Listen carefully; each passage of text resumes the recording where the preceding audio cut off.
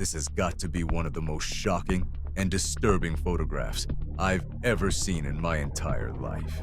And yes, it appears to show Jeffrey Epstein alongside a very young child. This is what the file this photograph was reportedly found in looks like.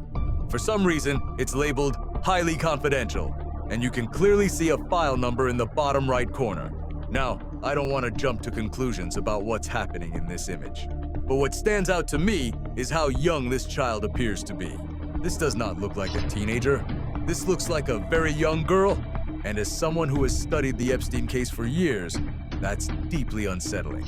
In mainstream media coverage, you often hear it framed as Epstein targeting young women. Sometimes they mention ages like 16 or 17. But the language that gets used matters.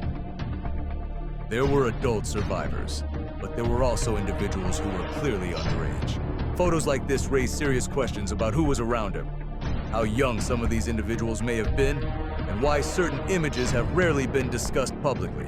Another thing people don't always talk about is the possibility that more victims existed than most headlines ever mention.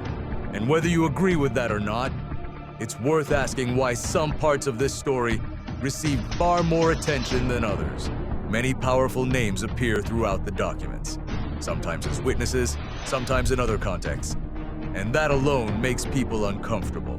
If you want to follow along as I go through these files carefully, analyze what's confirmed, what's alleged, and what's still unclear, you can check out my channel, The Conspiracy Files. You can also listen to the full discussions on Spotify and Apple Podcasts. Last week, I spoke with someone who shared her personal experiences related to this case. And this week, I'm going through the documents step by step to break down what's publicly available and separate facts from speculation.